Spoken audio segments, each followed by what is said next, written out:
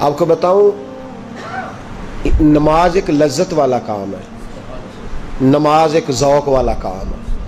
پتہ ہے بہت سارے لوگ بے چین کیوں ہیں؟ نماز وجود کی ضرورت ہے۔ جب لوگ نماز نہیں نہ پڑھتے، اللہ تعالیٰ نے وجود کے اندر روٹی کی خواہش رکھی ہے، پانی کی خواہش رکھی ہے، نیند کی خواہش رکھی ہے، تو جس کو رب نے پیدا کیا اس کے وجود میں عبادت کی جگہ بھی رکھی ہے۔ تو جب ہم سویرے اٹھ کے نماز نہیں نہ پڑھتے، اس کا مطلب یہ ہے کہ پھر ہمارا دن صحیح روشن نہیں ہوتا۔ اس بندے کا دن اصل روشن ہوتا ہے جو سویرے اٹھ کے پہلے نماز ادا کرتا ہے۔ ظہر کا وقت آیا پھر نماز پڑھے، عصر کا وقت آیا، اور میرے نبی پاک علیہ السلام نے فرمایا الصلاۃ عماد الدین، نماز دین کا ستون ہے۔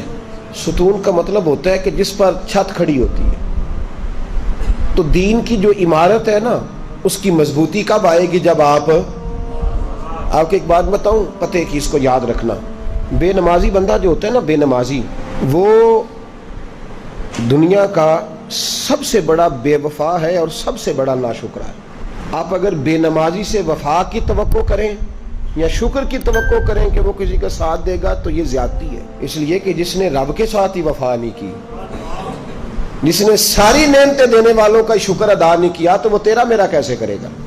صحابہ کہا کرتے تھے کہ یا اللہ جنت میں بھی نماز کی توفیق دینا، وہاں بھی دل نہیں لگے گا۔ جس بندے نے نماز ہی نہیں پڑھی، باقی وہ کیوں ٹمکٹوئیاں مارتا ہے؟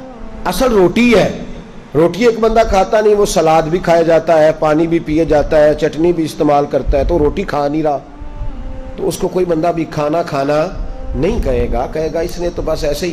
تو نماز معراج کا تحفہ ہے، اور دیکھو یار اس کی عظمت کو سمجھو، یہ وہ تحفہ ہے جو اللہ نے بھیجا ہے، اور آج تک مومن سمجھ ہی نہیں سکا کہ تحفہ اللہ نے بھیجا کس کے؟ نبی پاک کے ہاتھ۔ یہ چھوٹی بات ہے؟ وہ جعلی پیر، وہ لفنگا جو لوگوں کو کہتا ہے کہ نماز کوئی نہیں، ہم دل کی پڑھتے ہیں، اس بے حیا کو یہ نہیں خبر کہ سب سے بڑی معرفت کا نام نماز ہے؟ اس لیے کہ یہ تو وہ والی معرفت ہے جو اللہ نے اپنے نبی کے ہاتھ بھیجی ہے۔ درجے سارے ملتے ہی نماز سے، مقام سارے کھلتے ہی نماز پہ ہیں۔ میرے رسول پاک نے فرمایا اللہ تعالیٰ نے کوہ طور پر نور کی ایک تجلی ڈالی جس سے حضرت موسیٰ بے ہوش ہوئے۔ فرمایا جب میرا امتی اللہ اکبر کہہ کے نماز کی نیت باندھتا ہے، رب کریم اس پر اس طرح کے نور کی 70 تجلیاں ظاہر فرماتا ہے۔ آپ یقین کریں جب اعلیٰ مقاصد کی بات ہوتی ہے تو میں ڈر جاتا ہوں۔ میں کہتا ہوں میں اس قوم سے کیا کہوں کہ جہاد کرنا ہے، افغانستان کے بچوں کو بچانا ہے جو ابھی تک نمازی نہیں ہو سکی، جس سے آج تک ہم نماز کی پابندی نہیں کرا سکے، وہ قوم دین کا بول بالا کرے گی؟ اب تو شرم آتی ہے کہتے ہوئے کہ نماز پڑھا کرو، شرم آتی ہے یہ لفظ ادا کرتے کہ ہماری ساری زندگیاں گزر گئیں، ہم ایک نماز نہیں پڑھوا سکے۔ ایک بات اور یاد رکھنا، جو مجھ سے زیادہ پیار کرنے والے لوگ ہیں، میرے قریب رہنے والے، اگر میں نے کسی سے نماز کا پوچھنا چھوڑ دیا ہے نا، تو اس کا مطلب یہ ہے کہ میں سخت اس شخص سے بیزار ہو گیا ہوں، اب میں پوچھتا ہی نہیں اس سے۔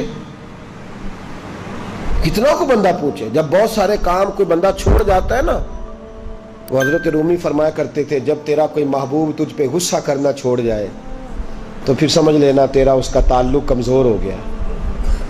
جب وہ تیرے اوپر جتنا زیادہ جلال کرتا ہے، اس کا مطلب ہے کہ اس کا تجھ سے پیار اتنا ہی زیادہ ہے، اور جس دن وہ کہہ جائے نا نہیں اس نے نہیں سمجھنا، وہ چپ کر جائے، تو اس دن سمجھ لے کہ تو ناکام ہو گیا، تو محبت میں ہار گیا، خدا را۔ نماز تو حسن ہے دین کا۔ تو کیسے سویا رہتا ہے جب اذان ہو جاتی ہے؟ تجھے کیسے خیال نہیں آتا جب تجھے مسجد؟ تو بتا تو صحیح، اللہ کی دھرتی پہ رہ کے، اس کے آسمان کے نیچے اس کی روٹی کھا کے، پھر وہ جب سزا دیتا ہے نا تو پھر کروڑوں روپیہ دراز میں پڑا ہوتا ہے، پر مالک کہتا ہے بس سوائے دوائی کے کوئی شے نہیں تجھے کھانے دوں گا، کھا کے دکھا، کر جرت، کر ہمت۔ پھر اس وقت خیال آتا ہے، پھر لوگ اللہ تعالیٰ معاف کرے ہسپتال کے بیڈ پہ نگتے باندھ کے لیٹے ہوئے، کیا مطلب ہوا؟ جب تیرے پاس موقع تھا، جب تیرے پاس وقت تھا، تب تو نے کیوں نہیں پڑھی؟ بے نمازی اتنا بڑا ظالم ہے کہ وہ اللہ تبارک و تعالیٰ کی ساری نعمتیں کھاتا جاتا ہے، ہڑپ کرتا جاتا ہے، اور اس کے حکم کی پیروی نہیں